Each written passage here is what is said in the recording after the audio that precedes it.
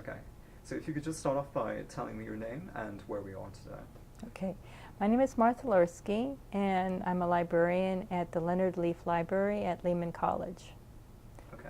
And so you said that you're a librarian at Lehman College. How long have you been a librarian for? Well, I finished library school in 2007, so I've been doing different kinds of librarianship since that time. I came to library work later in life, and I found what I really like to do for my job. So, and that's one of the reasons I'm doing the book drive. Yeah, great. So if we could just talk a little bit more about the book drive that you've launched. So there's like two things I would just like to ask you about that. And the first question is, what inspired you to embark upon this project? And then the second is just, what are you trying to achieve? Okay, so I wanted to do something to help, and so I am in touch with some people from the island. It's a little hard to communicate with people because they're really still dislocated, relocated.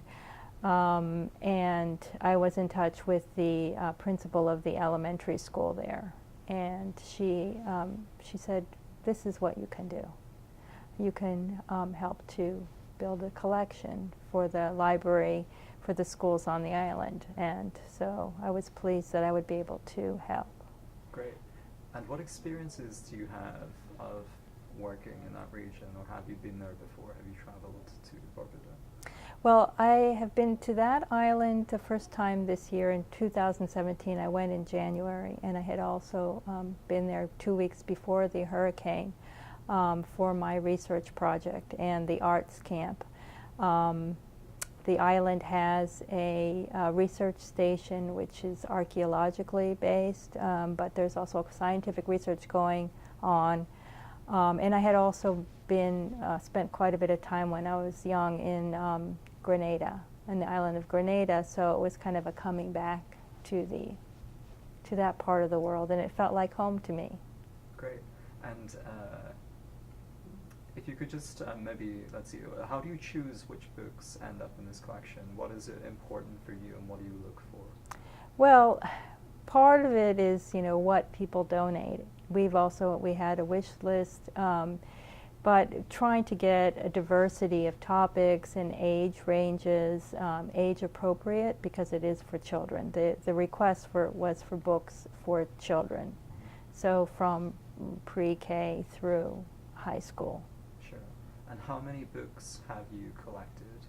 I would say somewhere around 1,000 books. We're still cataloging them. Yeah, amazing. Yeah. So, and where do these books primarily come from? Like any main donors, or like particular types of books that are particularly interesting to you? There's a range of books. We have had some big donors. One in particular, an elementary school in Yonkers, which is nearby.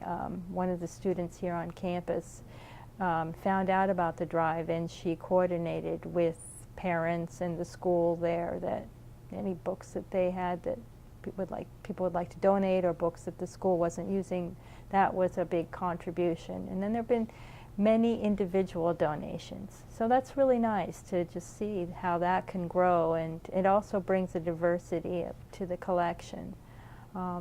Different, some are from students here, some are from faculty here or staff here, and they've had children, and so they want to share the books that their children are no longer using. Some are books that are more adult books, but it's still appropriate for children in high school, and so it's really a range. Yeah, excellent. And let's see, could you just, so who else are you working with in this project? If you have any assistance? Well, I have a lot of collaborators. We have the Office of Community Engagement, and I have to say that's just a terrific place, and the people just make things happen, and started to talk about the shipping and how we're going to gather the books, and how we're going to get a box going, and how we're going to publicize this, and they just made things happen. And then we have the Imagine Learning Center, which is not only the one on campus, but the centers, that whole group is also collaborating with us. And so also the children there in those centers, they're following this, they're contributing books, and they're getting excited about helping children somewhere else who need help. So I think it's taking many different dimensions, going in different directions, good directions.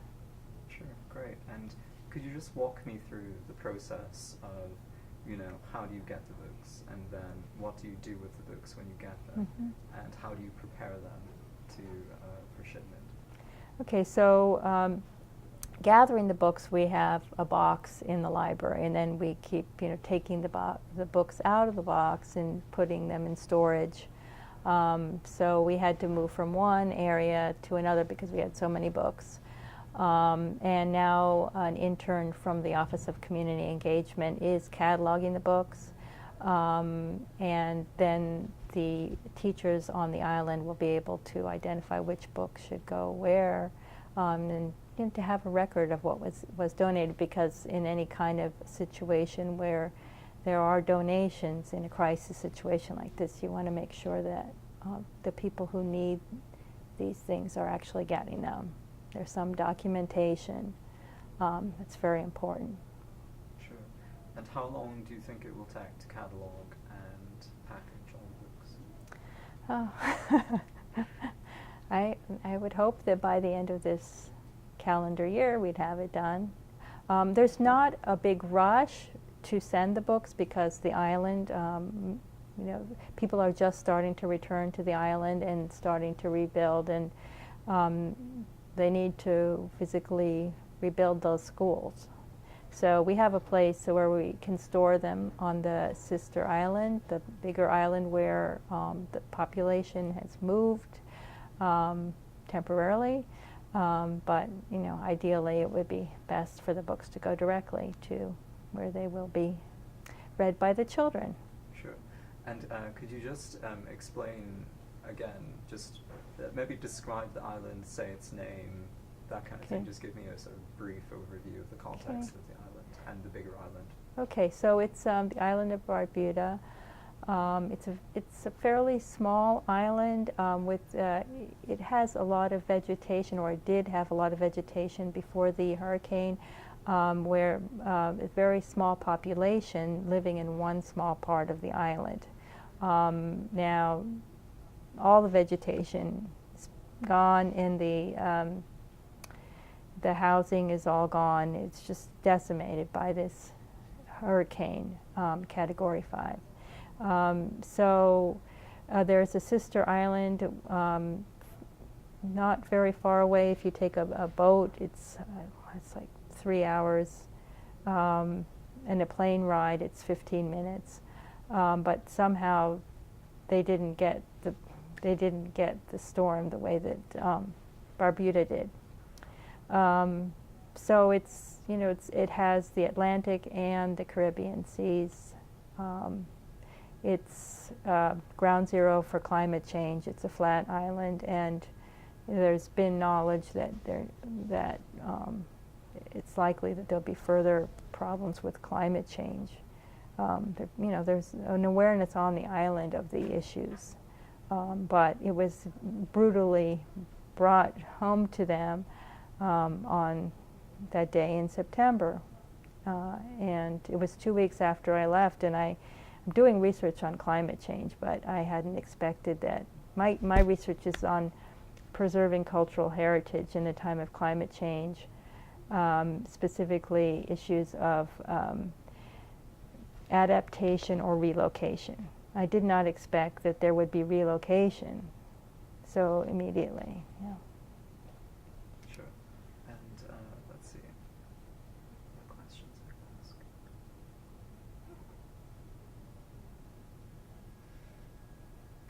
How have you found the local community's engagement with this project, with students or other members at Leyden College? Students here, and not only students, the whole community here, they want to do something to help. And many people here are affected in one way or another, have family members in different parts of the islands, or even in Texas or Florida, people are really aware that there have been, major problems, that people are suffering, and people do need to have food and water. They do need that, and those basic needs still need to be addressed. But what I've been asked to do is to help contribute books so that these longer term needs are also addressed, and that the children can return to some normalcy. And part of that is their formal education and the curriculum at school, but also having books so that they can just pursue their interests and just be children. And I guess for the Bronx area in particular, and the local college, that it just goes to show what people can do in their everyday lives to be able to reach and make an impact in people's lives in other places. Could you speak a little bit more to that, maybe, in terms of the connection between New York and Barbuda, if that makes sense? Yes, this campus, and it's a city college campus. There are many different colleges within the city college system, but there are a lot of immigrants or people who have had immigration in their family, and people are very aware that this is not, we're not isolated, that we interact with people from all over the world, and that we're part of a global community. So we want to reach out. We do all kinds of community engagement here in the Bronx and New York, but also we need to consider that things are happening elsewhere in the world, and that we'd like to be engaged with the world. And I guess New York as a city is a unique flashpoint for that, in the sense, as you said, that there's so many different immigrant groups here, so it's a special characteristic of the city. Mm-hmm. Right. Great. Anything else you would like to add?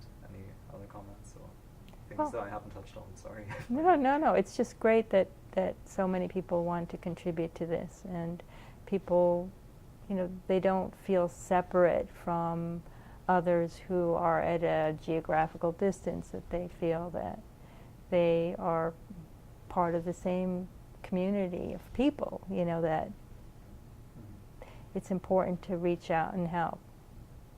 And do you think you'll go back to visit anytime soon, or continue the project? Yeah, I'd like to go back and to make further observations and interviews, and it would depend on what's on the ground there, whether I do further arts camp,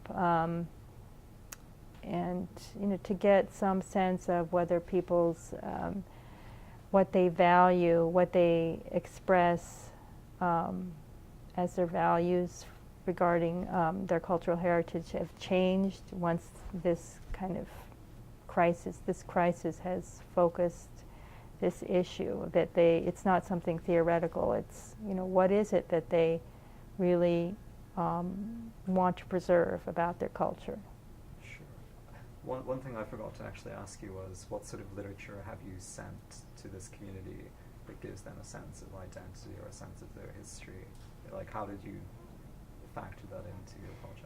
Well, I think, in some of the wish lists, that there was sensitivity to the region and to the history, and to what I observed there is, what the children and the adults value. So we tried to address that, but also we're getting donations, that people want to share what they think children would like to experience, what they'd like to read, and so we don't have control over it, and in a sense it's nice that it is taking shape on its own, and that it's sometimes you find out from others what maybe is something to be considered as of value. So it has some components of some planning, and it has some of its own spontaneous organic development. And what are some specific things that people on the island would like to see done for their children? Well, I think that they'd like to be able to have some sense of stability and some return to the community. It's a very tight-knit community, and they'd like to feel safe, and they'd like to be able to just experience gatherings and to interact with nature the way that they have for generations. They can swim in the lagoon or swim in the ocean, or there's a big hunting tradition. Not that the children will participate in that, but they're very much in touch with the land, and also to hope that those trees, those wonderful trees, will grow back that have the fruits that are from the island. So I think there'll probably be a real appreciation for the everyday. You know, it's when you're ripped away from that. Sure. And if I could ask you something very specific about your art classes, could you just like describe the classroom for me, or what sort of activities you did? Well, you know, it had to take into consideration that the age groups, you know, from like kindergarten through high school level. So the students were broken up into age groups, and they did drawing. They made sculptures out of clay, and they also they did some watercolor painting, and they explored different themes. They demonstrated a true group work. This was something that I found about the island that was really distinct, that they really do like to collaborate, even in something that in America there's more of a perception of artists as kind of an individual. Even in creating art, there was a great collaborative spirit. Okay, great. Yeah, I think that. Yeah, Thank you so much. Really appreciate it. Yeah, hope it came out.